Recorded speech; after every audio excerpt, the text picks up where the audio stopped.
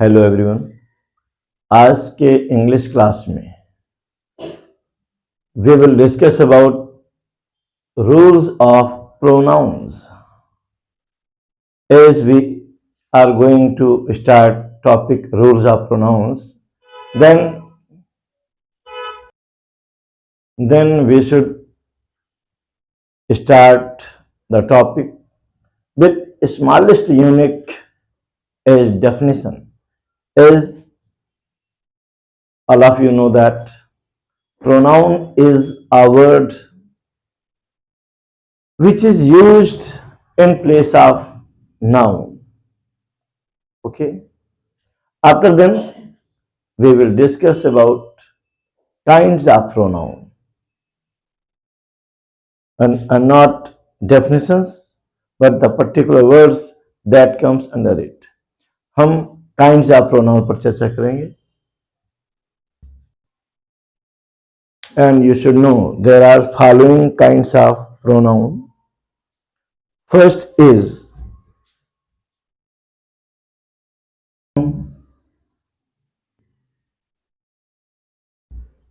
relative pronoun, is interrogative pronouns, and next is demonstrative pronouns, and next is reflexive pronouns,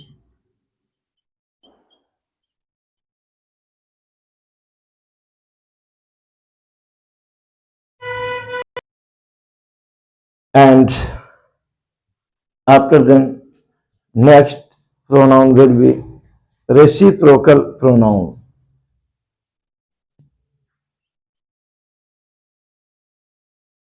Reciprocal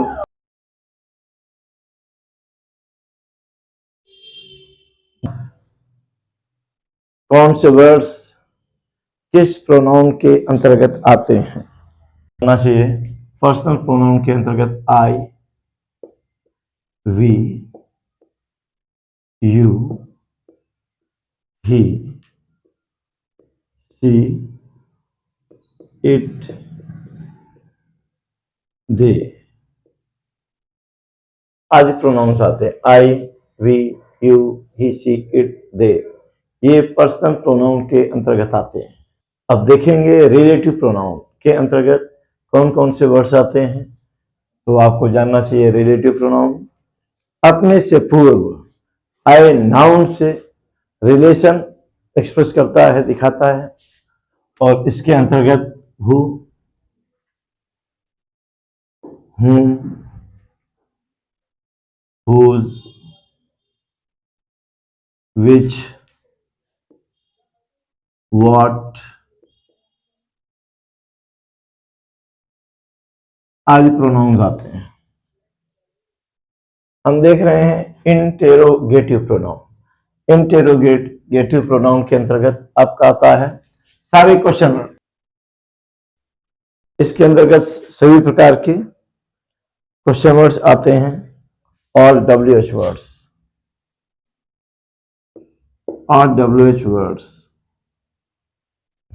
means question words. कहीं confused ना हो कि relative pronoun और interrogative pronoun ये तो लगभग सेम वर्ड्स हैं, ये सेम लग सकते हैं, लेकिन मैं आपको बता दूं रिलेटिव प्रोनाउन का प्रयोग सेंटेंस के बीच में या किसी नाउन के बाद में होता है। बहुत ध्यान से सुनिए।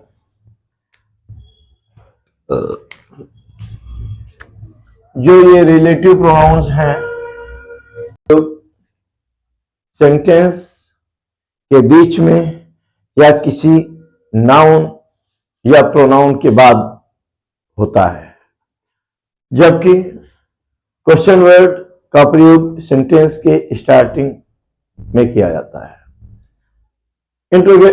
Interrogative pronouns is used at the beginning of English sentences, while relative pronoun is generally used after noun or between the sentences, between two sentences. हाँ, मैं आपको यह बता दूं कि जब आप रिलेटिव प्रोनाउन का यूज करते हैं तो यहां पर रिलेटिव प्रोनाउन का मीनिंग जो, जिसे, जिसको, जिनको शब्द के लिए होता है। Relative pronoun is used for जो, जिसे, जिसको, जिनको, जिसका, इन शब्दों के लिए आप रिलेटिव प्रोनाउन का प्रयोग करते हैं। जबकि इंटेरोगेटिव प्रोनाउन का प्रयोग कौन, कहां, किसको, किसने, कब, इन सारे वर्ड्स के लिए होता है। बेसिक हमने डिफरेंस बताया। Interrogative pronoun generally comes at the beginning of sentence, while relative pronoun always comes after a noun or pronoun or between up to। Pronoun की ओर चल रहे हैं जो है डिमॉन्स्ट्रेटिव प्रोनाउन, और डिमॉन्स्ट्रेटिव प्रोनाउन के अंतर्गत दैट, these, इसके अंतर्गत this, that, these, those, ये प्रोनाउंस आते हैं। और डिमॉन्स्ट्रेटिव प्रोनाउन का प्रयोग हम इंडिकेशन के लिए करते हैं, संकेत करने व इशारों के लिए किया जाता है डिमॉन्स्ट्रेटिव प्रोनाउन। दिस और these ये निकटता प्रदर्शित करता है, जबकि that और those ये दूर की वस्तुओं को दिखाने के लिए प्रयोग किया जाता है।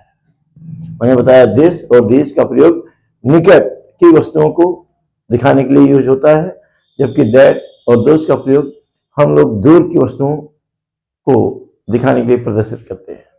आप देख रहे हैं रेफ्लेक्सिव प्रोनाउन। मैं आपको बता दूं, रेफ्लेक्सिव प्रोनाउन का प्रयोग सेल्फ या सेल्व्स जोड़ने से होता है। सिंगुलर प्रोनाउन के साथ आप सेल्फ जोड़ते हैं, जबकि प्लूरल प्रोनाउन के साथ सेल्व्स जोड़कर रेफ्लेक्सिव प्रोनाउन बनाया जाता है, और इसका प्रयोग स्वयं का सेंस देने के लिए करते हैं। Reflexive pronoun is used for giving the sense of self, स्वयं, स्वयं का सेंस देने के लिए करते हैं। आइए देखते हैं रेफ्लेक्सिव प्रोनाउन। होता है माई सेल्फ, आर सेल्व्स।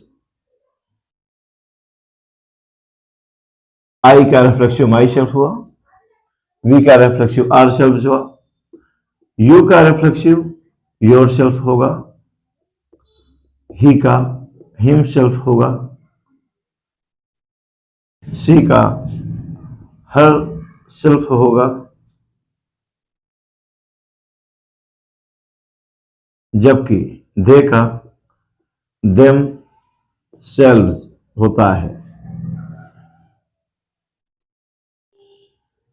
तो आपने देखा है रेफ्लेक्सिव प्रोनाउन की मैं बात कर रहा था। रेफ्लेक्सिव प्रोनाउंस में सेल्फ या सेल्फ जोड़ने से बनते हैं।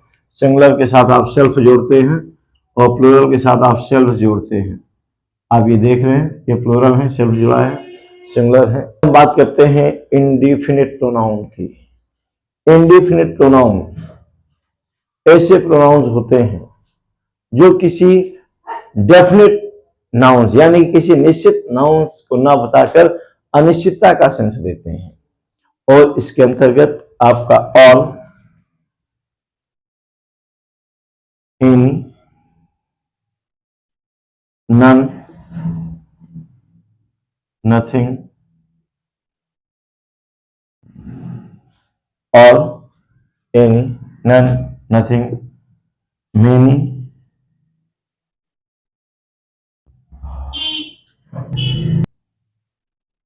All, any, none.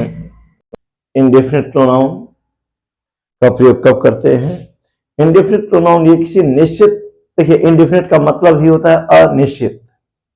तो सीधी सी बात है, तो हम बात कर रहे थे इनडेफिनिट प्रोनाउन की, और मैंने अभी आपको बताया है इनडेफिनिट प्रोनाउन किसी डेफिनिट नाउन्स को नहीं बताता, ये इनडेफिनिट नाउन्स के विषय में बताता है। और इसके अंतर्गत all, some, one, any, many, no, none etcetera words आते हैं। आइए बात करते हैं रेसिप्रोकल प्रोनाउंस की। रेसिप्रोकल प्रोनाउंस ये आपस में का सेंस देने के लिए किया जाता है। हम बात कर रहे हैं रेसिप्रोकल प्रोनाउन, आपस में या परस्पर, आपस में या, और इसके अंतर्गत ईच अदर तथा वन अनादर हैं।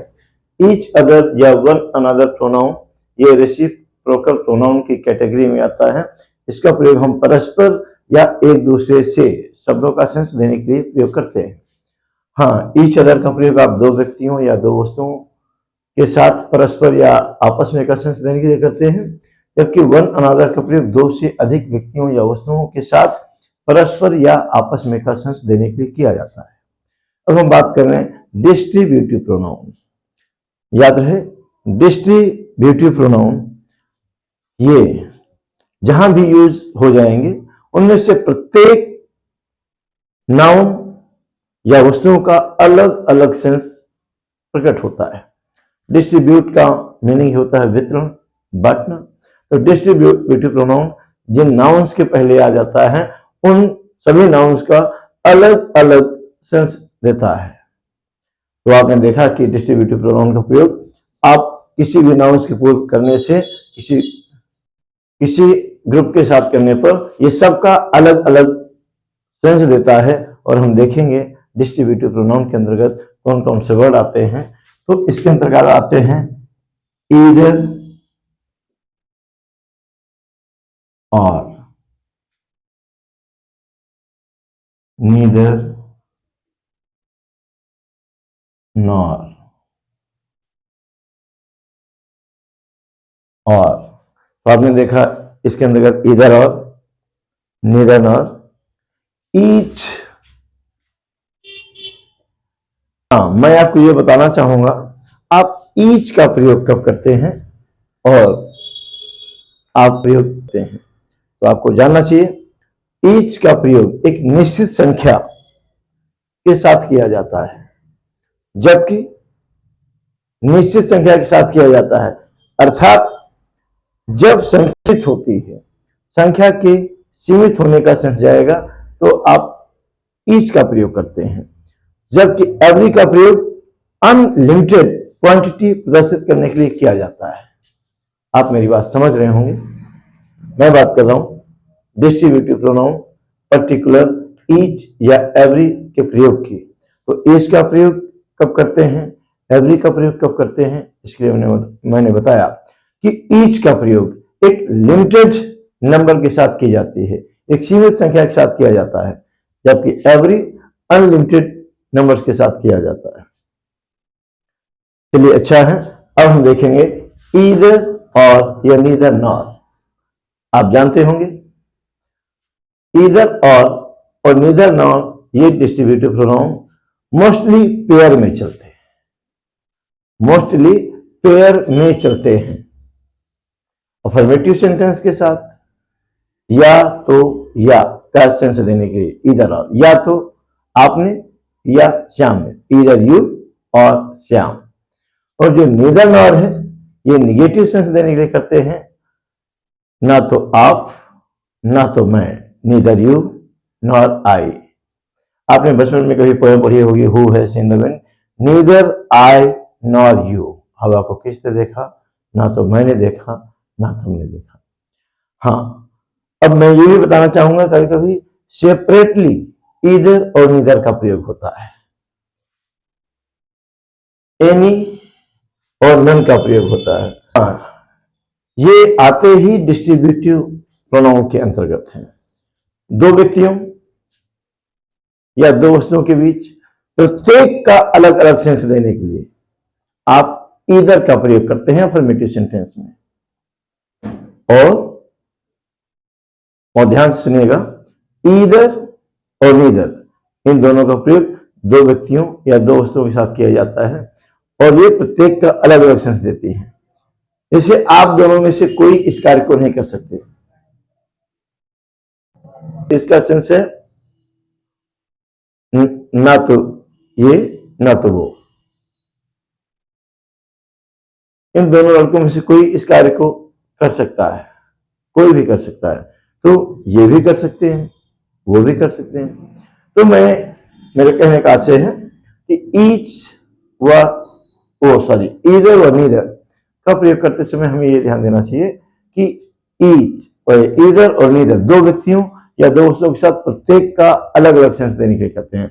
आपको अफर्मेटिव सेंस देना है, पॉजिटिव सेंस देना तो आप ईदर करेंगे, निगेटिव सेंस देना है नीदर करेंगे।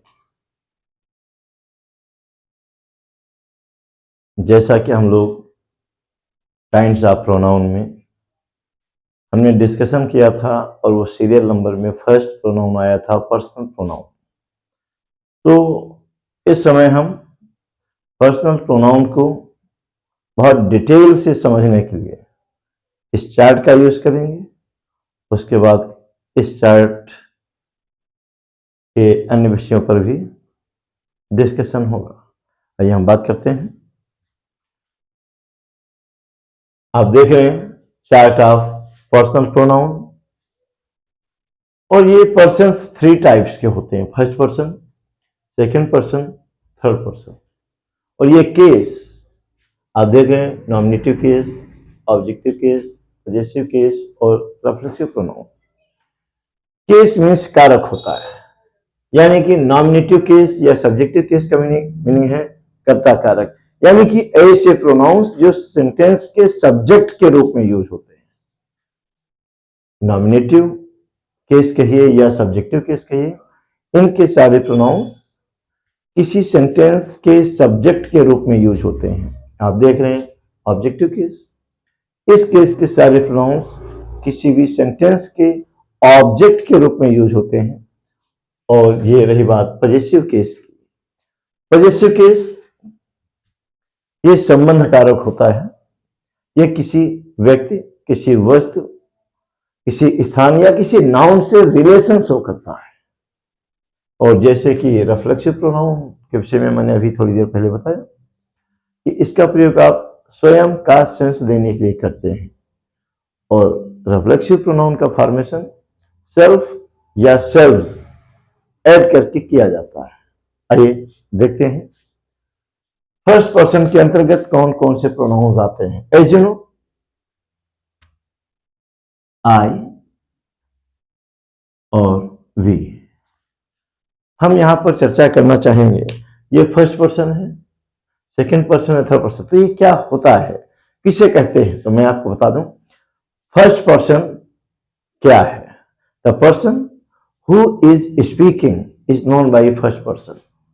The person who is speaking is known by first person. And what is second person? The person with whom is conversed. The person with whom is conversed is known by second person. And what is third person? Then we should know what about is discussed. जिस बारे में बातचीत की जाती है उसे आप third person कहते हैं। यानी कि the person who is speaking, यानी कि वो शख्स जो बोल रहा है, यानी कि वक्ता, स्पीकर, ये फर्स्ट पर्सन होगा। Second person with home is conversed, जिसके साथ बातचीत की जा रही है, जिसके साथ विचार विमर्श या कन्वर्सेशन चल रहा है, वो सेकंड पर्सन होगा। एंड अबाउट विच, इसके बारे में बातचीत की जा रही है, वो थर्ड पर्सन है। हम लोगों ने देखा कि फर्स्ट पर्सन के अंतर्गत आई और वी आते हैं। सेकंड पर्सन के अंतर्गत आने वाला प्रोनाउन केवल यू है। और याद रहे, आई वी फर्स्ट पर्सन हुआ, यू सेकंड पर्सन हुआ। इसके अलावा दुनिया की हर चीज थर्ड पर्सन के अंतर्गत आते हैं। दुनिया की हर चीज थर्ड पर्सन के अंतर्गत आते हैं। आई वी फर्स्ट पर्सन हुआ, यू सेकंड पर्सन हुआ। इन तीन के अलावा दुनिया की हर चीज थर्ड पर्सन है, और दुनिया की हर चीज को आप ही, सी, इट तथा दे से डिनोट करते हैं। राम, श्याम, हरीश, विनीत, कन्हैया, प्रीतम, ये थर्ड पर्सन है। सिंगुलर नंबर है। सरला, कमला, विमला, राधा, अवंतिका, उमा, ये थर्ड पर्सन है। सिंगुलर नंबर है, denoted by she, feminine gender है। बच्चे, बूढ़े, महिलाएं, भीड़, ये थर्ड पर्सन है। प्लूरल नंबर है, डिनोटेड बाई दे। ये इट के द्वारा डिनोट किए जाते हैं। तो हमने पहले बताया आई वी फर्स्ट पर्सन हुआ, यू सेकंड पर्सन हुआ। इन तीनों के अलावा दुनिया की हर चीज को आप थर्ड पर्सन मानेंगे, और दुनिया की हर चीज को आप ही, सी, इट या दे से ही डिनोट करेंगे। अब हम बात करेंगे ये सब्जेक्टिव केस के प्रोनाउंस को अगर कभी जरूरत पड़ी ऑब्जेक्टिव केस में कन्वर्ट करने के लिए, स्पीकिंग में, राइटिंग में या पैसिव बनाने में, तो हम कैसे कन्वर्ट करेंगे, क्या हो जाते हैं। जी, तो आप देख रहे हैं आई ऑब्जेक्टिव केस में बनता है मी, यू, हाँ, वी ऑब्जेक्टिव केस में बनता है अस, यू ऑब्जेक्टिव केस में यू ही रहता है। लेकिन एक कंफ्यूजन और ना हो आपको, इसलिए मैं बता दूं। आपने देखा यू सब्जेक्टिव केस भी है। हाँ, मैं आपको एक बात क्लियर करना चाहूंगा कि आप देख रहे हैं सेकंड पर्सन का प्रोनाउन यू है, ये सब्जेक्टिव केस के रूप में भी, सब्जेक्ट के रूप में भी यू आता है, और ये ऑब्जेक्टिव के यू ही आता है। तो ये प्रॉब्लम लोग फील कर सकते हैं, यू कब सब्जेक्ट का कार्य करेगा, यू कब ऑब्जेक्ट का कार्य करेगा, क्योंकि यू सब्जेक्ट भी होता है, यू ऑब्जेक्ट भी होता है। इसके लिए आप बहुत ध्यान से सुने। याद रहे, जब यू का प्रयोग सब्जेक्ट के ठीक पहले या ठीक बाद हो तो वो सब्जेक्टिव केस होता है। सॉरी, जब यू का प्रयोग हेल्पिंग वर्ब के ठीक पहले या ठीक बाद हो तो वो सब्जेक्टिव केस होता है। मैं यू की बात बता रहा हूं। आप कैसे पहचानेंगे यू यहां पर सब्जेक्ट का कार्य कर रहा है, और कैसे पहचानेंगे यू ऑब्जेक्ट का काम कर रहा है। तो मैंने बताया, जब हेल्पिंग वर्ब के ठीक पहले या हेल्पिंग वर्ब के ठीक बाद यू आएगा तो वो सब्जेक्टिव केस होता है। सिंपल सेंटेंस में हेल्पिंग वर्ब के ठीक पहले आता है, इंट्रोगेटिव सेंटेंस में हेल्पिंग वर्ब के ठीक बाद में आता है। तो वही मैंने बताया, जब हेल्पिंग वर्ब के ठीक पहले या ठीक बाद यू आएगा तो वो सब्जेक्टिव केस होगा। अब रही बात इस यू को ऑब्जेक्ट रूप में कैसे पहचाने। अगर यू मेन वर्ब पार किया, अगर मेन वर्ब के बाद यू आता है तो वो यू ऑब्जेक्टिव केस होगा। आइए देखते हैं अन्य सब्जेक्टिव केस के प्रोनाउंस ऑब्जेक्टिव केस में कन्वर्ट होकर क्या बनते हैं। आप जानते होंगे, ही ऑब्जेक्टिव केस में बनता है हिम, सी ऑब्जेक्टिव केस में बना हर, इट ऑब्जेक्टिव केस में इट ही रहता है, दे ऑब्जेक्टिव केस में बनता है। जी, तो आप देख रहे हैं दे देम में कन्वर्ट हो चुका है ऑब्जेक्टिव केस में आने पर। हम देखेंगे पॉजिटिव केस देख रहे हैं, और पॉजिटिव केस में पॉजिटिव एडजेक्टिव, यहां दो वर्ड्स होते हैं, पॉजिटिव एडजेक्टिव और पॉजिटिव प्रोनाउंस। बहुत ध्यान से देखिए, पॉजिटिव केस में और उन टू वर्ड्स में कोई पॉजिटिव एडजेक्टिव होता है और कोई पॉजिटिव प्रोनाउंस होता है। आइए, आई पॉजिटिव केस में क्या बनेगा, या मी पॉजिटिव केस में क्या बनेगा। यहां पर पॉजिटिव एडजेक्टिव में हो जाता है माई, और पॉजिटिव प्रोनाउंस में हो जाता है माइन। अस, वी पॉजिटिव केस में कन्वर्ट करने पर या अस को पॉजिटिव केस बनाने पर हो जाता है आर, और इधर आर्स। यू पॉजिटिव केस में आने पर पॉजिटिव एडजेक्टिव के रूप में यूज होता है योर, और पॉजिटिव प्रोनाउंस के रूप में यूज होता है योर्स। ही ऑब्जेक्टिव केस में, सॉरी पॉजिटिव केस में हिम होता है, how his. He positive case में हिज बनता है, या हिम पॉजिटिव केस में हिज बनता है, कह सकते हैं।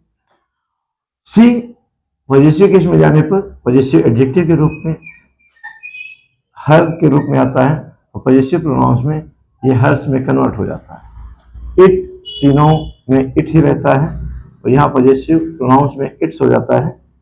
दे पॉजिटिव केस में जाने पर पॉजिटिव एडजेक्टिव के रूप में इसे देयर के रूप में यूज करते हैं, और जबकि पॉजिटिव प्रोनाउंस के रूप में ये देयर्स हो जाता है। अब आप देख रहे हैं रिफ्लेक्सिव प्रोनाउन। मैंने ये पहले बताया है पॉजिटिव वो रिफ्लेक्सिव प्रोनाउन कैसे बनता है।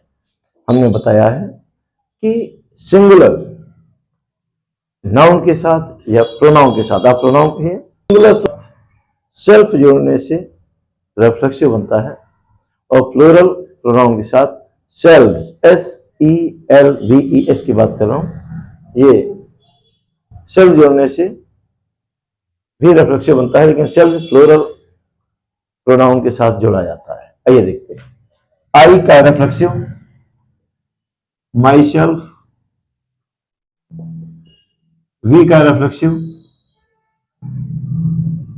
Are self. हाँ, मैं आपको यहां पर बताना चाहूंगा, जब भी रिफ्लेक्सिव प्रोनाउन बनाया जाता है वो सब्जेक्ट के नंबर और पर्सन के अकॉर्डिंग ही बनता है। सब्जेक्ट के पर्सन व नंबर के अकॉर्डिंग ही आपका रिफ्लेक्सिव प्रोनाउन बनता है। यू का रिफ्लेक्सिव बनेगा योरसेल्फ, और हिज या ही का रिफ्लेक्सिव बनेगा हिमसेल्फ।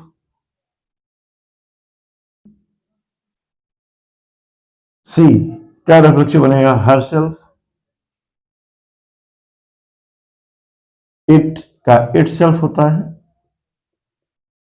और दे का रिफ्लेक्सिव प्रोनाउन देम सेल्व्स होता है, प्लूरल है, इसलिए हम यहां पर VES जोड़े। अपेक्षा है आप इस चार्ट को देख रहे होंगे, समझ रहे होंगे। मैंने काफी कुछ डिक्टेट किया है, जरूरत है ध्यान से सुनने की, सारी चीजें क्लियर होंगी।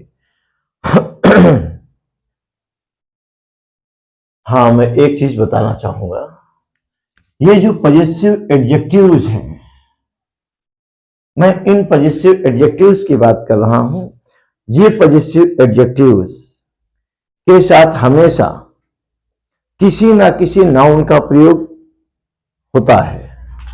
यह सेंटेंस में सब्जेक्ट व ऑब्जेक्ट किसी भी रूप में आ सकते हैं। और ध्यान से सुनिए, ये जो पॉजिटिव एडजेक्टिव हैं, इनका प्रयोग अकेले कभी नहीं होता। इनके साथ हमेशा कोई ना कोई नाउन आएगा ही, और नाउन के साथ मिलकर ये पॉजिटिव एडजेक्टिव ये सेंटेंस के सब्जेक्ट का कार्य कर सकते हैं, या ऑब्जेक्ट के रूप में भी आ सकते हैं। जबकि मैं आपको बता दूं, पॉजिटिव प्रोनाउंस की हम बात करें, हाँ, ये पॉजिटिव प्रोनाउंस जो आप देख रहे हैं, मैं इन पॉजिटिव प्रोनाउंस की बात करने जा रहा हूं। ये आप देख रहे हैं, ये जो पॉजिटिव प्रोनाउंस हैं, साथ कभी किसी नाउन का प्रयोग नहीं होता, और ना ही इनके साथ अपोस्ट्रोफी मार्क का प्रयोग होता है। आप देख रहे हैं, आर्स, योर्स, हर्स, देयर्स, इनके साथ कभी अपोस्ट्रोफी मार्क का प्रयोग नहीं होता, और इनके साथ कभी किसी नाउन का प्रयोग नहीं होता। तो इनका यूज हम करते कैसे हैं, कब हैं, वो मैं एग्जांपल के द्वारा आपको समझा रहा हूं। हमने बताया इनके साथ, हाँ, ये नाउन के साथ आते हैं,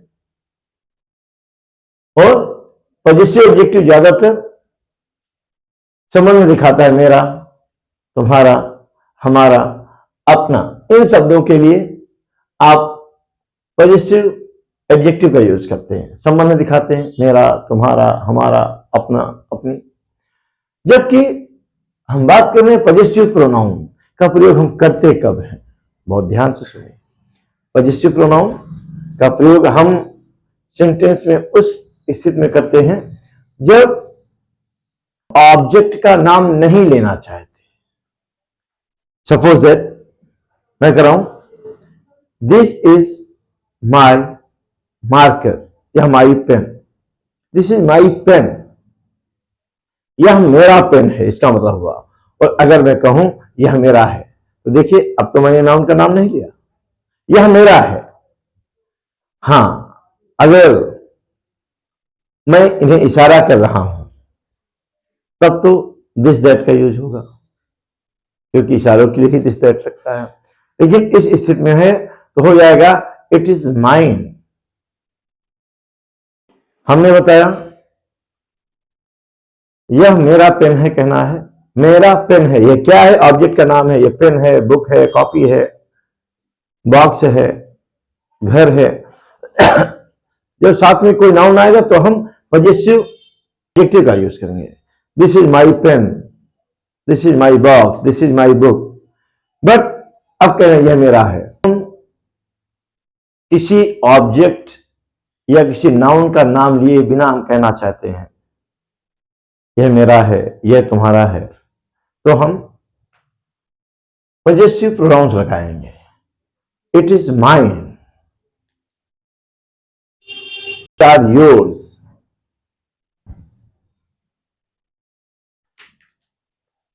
सपोज दैट ये दूर है, that is your book, that is your notebook है का प्रयोग दूर की वस्तुओं के लिए किया जाता है।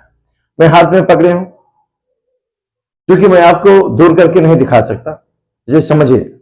सपोज दैट ये पर्याप्त दूर है, हम हाथ से नहीं पा सकते, उस स्थिति में दैट व दोस का प्रयोग होता है। चीज पास में है तो दिस या दिस का प्रयोग होता है। हां, हम कहना चाहते हैं दोज आर योर बुक्स, वे आपकी बुक्स हैं या वो आपकी नोटबुक्स हैं। अब हम नोटबुक या बुक को हटाएंगे। दोज आर योर्स, वे आपके हैं। Those are yours. अच्छा, आप मेरी बात समझ रहे होंगे। तो इस तरीके से हम इन दोनों के यूज में क्या डिफरेंस है हमने वो क्लियर करने का प्रयास किया। पॉजिटिव प्रोनाउंस का प्रयोग आप तब करते हैं जब हम ऑब्जेक्ट का नाम नहीं ले रहे होते हैं, इनके साथ किसी नाउन का नाम नहीं ले रहे होते, तो आपको ये लगाना पड़ता है it's mine, that's yours, etcetera. और रिफ्लेक्सिव प्रोनाउन का प्रयोग तो हम करते हैं स्वयं का सेंस देने के लिए। मैंने स्वयं इस कार्य को किया, I myself did this work. आपको स्वयं वहां जाना पड़ेगा। You yourself will go there. आपको स्वयं वहां जाना पड़ेगा। You yourself will go there. हमें स्वयं इस कार्य को करना होगा। We ourselves have to do this work. तो हमने बताया ये इसका प्रयोग आप स्वयं का सेंस देने के लिए करते हैं। आइए देखते हैं, नेक्स्ट रूल की ओर चलते हैं। आइए अब हम रूल्स ऑफ प्रोनाउन के स्पेसिफिक पार्ट्स की चर्चा करें। और इसके स्पेसिफिक पार्ट का फर्स्ट रूल है कि टू बी वर्ब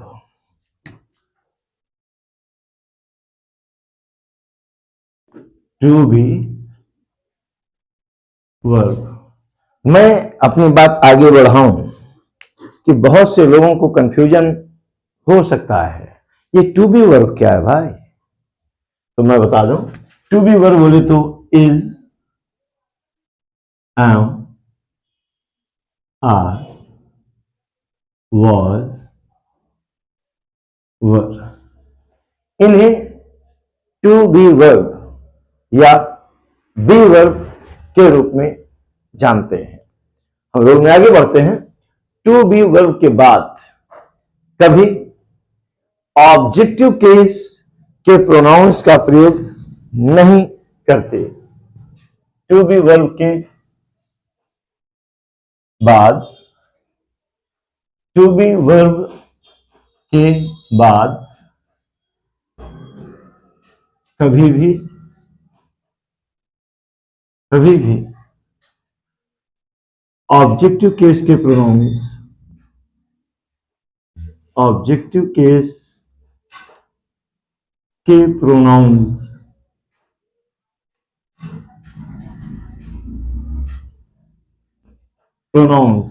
का प्रयोग नहीं करते। अब ऑब्जेक्टिव केस का प्रोनाउंस क्या है?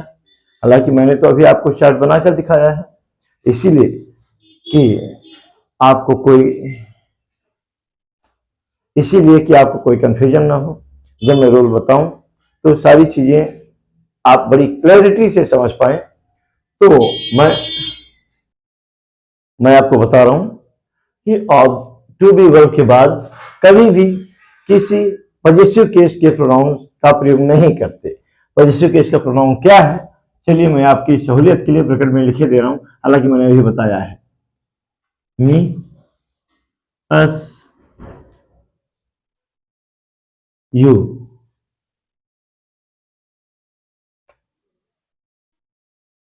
हिम, हर, देम, इनका प्रयोग कभी नहीं करते। का प्रयोग चलाओ, प्रयोग कभी नहीं करते।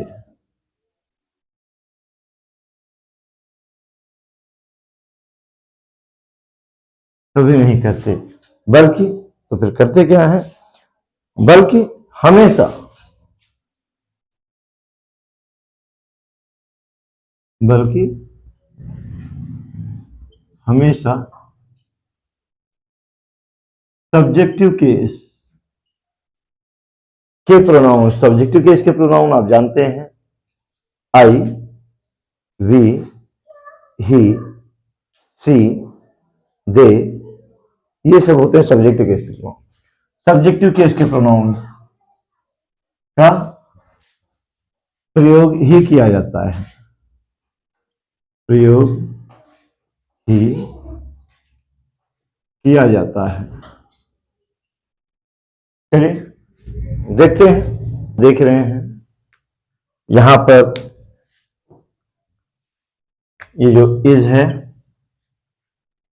ये बी वर्ब के रूप में आया है। आपने जाना है बी वर्ब के अंतर्गत इज एम आर वाज आता है, बी वर्ब। और इस बी वर्ब के बाद जो प्रोनाउन आया है, याद करिए ये किस केस का है? जी हाँ, ये ऑब्जेक्टिव केस का है। आई का ऑब्जेक्टिव फॉर्म है, ऑब्जेक्टिव केस है। तो क्या ये सेंटेंस सही है क्या? जी बिल्कुल नहीं, क्योंकि आपने अभी जाना है कि वी वर्ब के बाद यानी कि इज एम आर के बाद हम कभी भी ऑब्जेक्टिव केस के प्रोनाउन का प्रयोग नहीं करते। क्या करते हैं? सब्जेक्टिव केस का प्रोनाउन,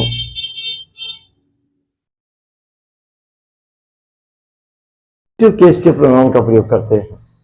तो इस तरीके से ये लिखा हुआ सेंटेंस इनकरेक्ट है। आपको सेंटेंस को करेक्ट करना है तो इस मी के बदले आपको आई का प्रयोग करना हो जाएगा इट इज आई, और से कॉपी हो जाएगा।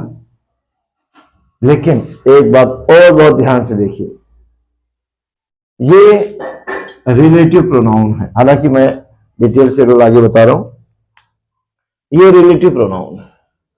और अगर कहें तो ये सेपरेट क्लॉज है। जब सेपरेट क्लॉज है तो ये वर्ब है और वर्ब के पहले सब्जेक्ट आता है, यानी कि ये रिलेटिव प्रोनाउन है और रिलेटिव प्रोनाउन का प्रयोग सब्जेक्ट के रूप में हुआ है। तो रिलेटिव प्रोनाउन के बाद वर्ब लगेगा क्या, ये डिसाइड करता है इसका एंटीसीडेंट। अब यहां पर ये आई हो गया एंटीसीडेंट, तो आई के अकॉर्डिंग लगेगा, हो जाएगा हु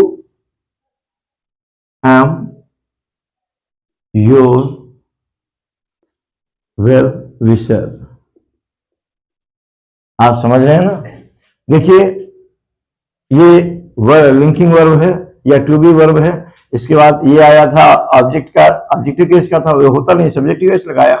जब सब्जेक्टिव केस लगाया तो ये रिलेटिव प्रोनाउन है, और ये रिलेटिव प्रोनाउन है और ये इस क्लॉज के सब्जेक्ट का काम करता है। तो जब रिलेटिव क्लॉज किसी वर्ब के सब्जेक्ट के रूप में आए तो इस रिलेटिव प्रोनाउन के बाद वर्ब लगेगा क्या ये डिसाइड करता है इसके पहले वाला, यानी कि आई है, आई के अकॉर्डिंग एम लग गया। अच्छा है, आप बात को मेरी समझ रहे होंगे।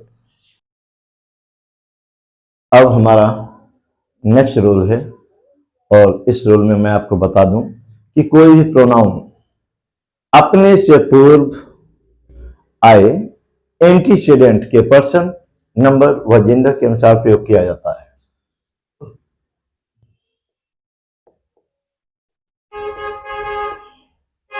ये रूल देखा कि कोई भी प्रोनाउन अपने से पूर्व आए नाउन के पर्सन, नंबर व जेंडर के अकॉर्डिंग लगता है, यानी कि जिस पर्सन, जिस नंबर, जिस जेंडर का नाउन होगा उसी पर्सन, उसी नंबर और उसी जेंडर का प्रोनाउन लगाएंगे। आप एग्जांपल के लिए देख सकते हैं, सब्जेक्ट है इसका एवरीवन, और इसके बाद अगर प्रोनाउन का यूज हुआ है ये है डियर। एवरीवन सिंगुलर सेंस रखता है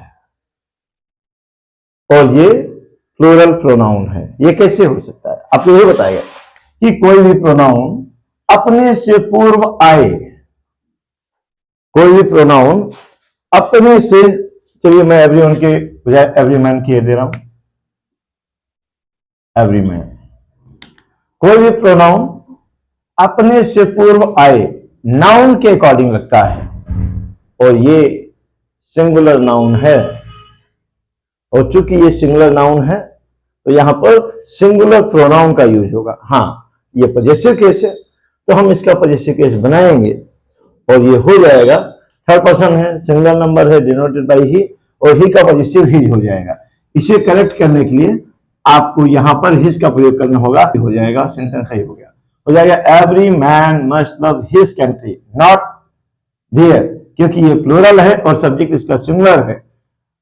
और रूल ये है कि कोई भी प्रोनाउन अपने से पूर्व आए नाउन के अकॉर्डिंग लगता है, नाउन के पर्सन व नंबर व जेंडर के अकॉर्डिंग लगता है। ये सिंगुलर नंबर है तो ये भी सिंगुलर नंबर होगा।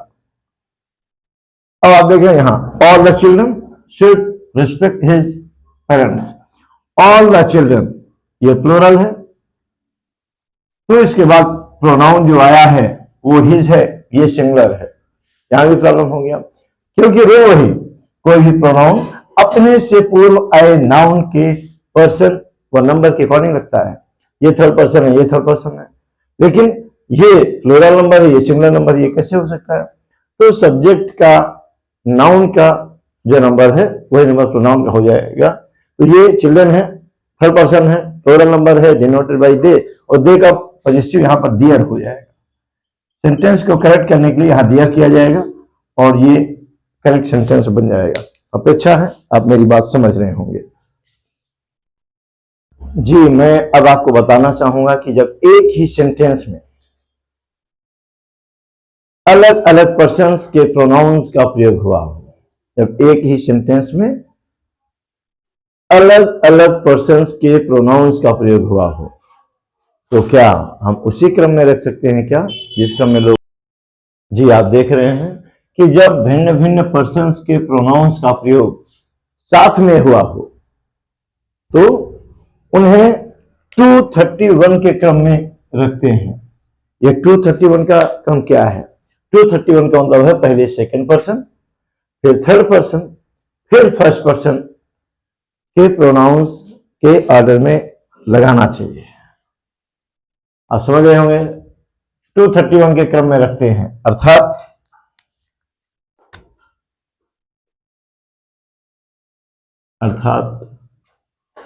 पहले सेकंड पर्सन, फिर थर्ड पर्सन तथा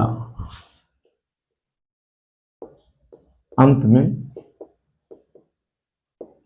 फर्स्ट पर्सन के नाउन या प्रोनाउन का प्रयोग करते हैं। चलिए ठीक है, आप समझ रहे होंगे और आप कितना समझ पाए उसके लिए मैं आपको चेक करता हूं एक एग्जाम्पल्स के द्वारा, और आप बताइए ये सही है या गलत है। चलिए, कोई कह रहा है आई, मैं,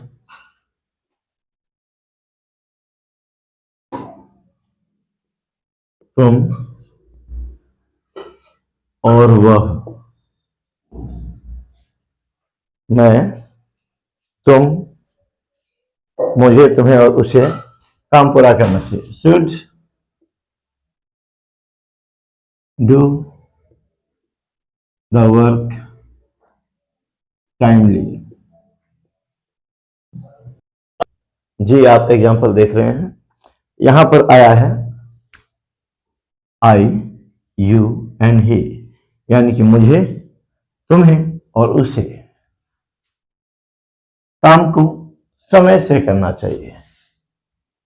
सोचिए, सेंटेंस का सब्जेक्ट ये तीनों है, तो मैंने बताया है जब तीनों पर्सन्स के प्रोनाउंस का प्रयोग साथ में हुआ हो, साथ में ये तीनों सब्जेक्ट है, तो क्या इस क्रम में रखना ठीक है? जी नहीं, आपको बताया गया है अप टू 31 के क्रम में रखते हैं। तो सबसे पहले क्या रखेंगे? टू रखेंगे, यानी कि सेकेंड पर्सन यू। फिर आप रखेंगे थर्ड पर्सन यानी कि ही, और लास्ट में आप रखेंगे फर्स्ट पर्सन यानी कि आई, और ये सब कॉपी हो जाएगा और कंप्लीट हो जाएगा। You, he and I should do the work timely. और ये इनकरेक्ट हो गया, ये करेक्ट हो गया। अपेक्षा है आप मेरी बात समझ रहे होंगे। अब इसी से रिलेटेड मैं आपको एक खास नोट बता दूं। याद रहे, जब भिन्न भिन्न पर्सन्स के प्रोनाउंस प्लूरल में हो, और ध्यान से सुनिएगा, जब भिन्न भिन्न पर्सन्स के प्रोनाउंस प्लूरल में हो तो उन्हें 1 2 3 के क्रम में रखते हैं।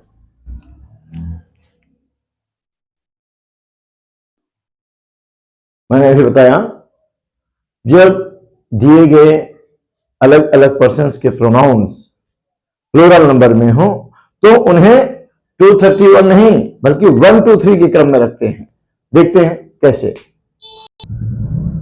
जी, जैसे कि मैंने अभी आपको बताया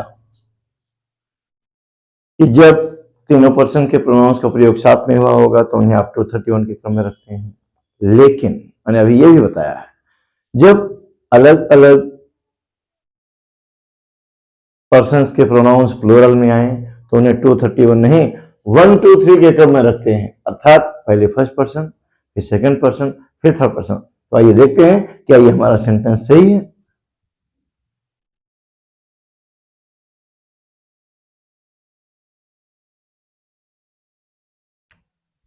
ये देखिए, क्या ये सही है? जी बिल्कुल नहीं। तो फिर ये सही कैसे होगा, हमें ये देखना चाहिए। तो सबसे पहले क्या आएगा?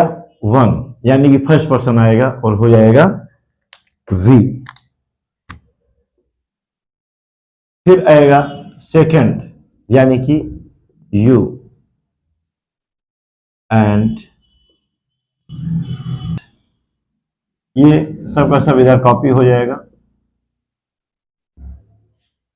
We, you and they must try to motivate the society. तो इस तरीके से देखा, यदि अलग अलग प्रोनाउंस के पर्सन्स का नंबर प्लूरल है तो उन्हें हम 1 2 3 के क्रम में रखते हैं, अगर सिंगुलर है तो उन्हें आप 231 के क्रम में रखते हैं। हाँ, मैं एक चीज आपको बता दूं, रेफ्लेक्सिव प्रोनाउन कभी अकेला किसी वर्ब के सब्जेक्ट के रूप में नहीं आता। बहुत ध्यान से सुनिए, मैं बताने जा रहा हूं आपको, रेफ्लेक्सिव प्रोनाउन कभी अकेला किसी वर्ब के सब्जेक्ट के रूप में यूज नहीं होता। आप समझ रहे होंगे।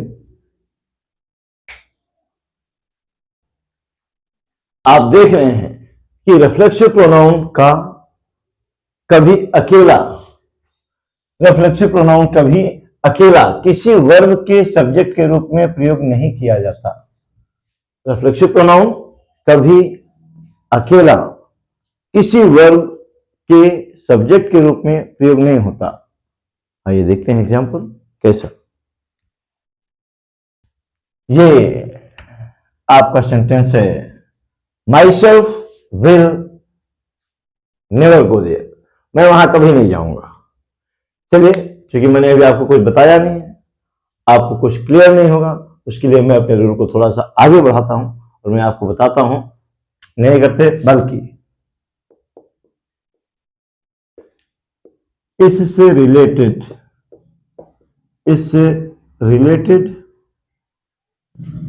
नाउन या प्रोनाउन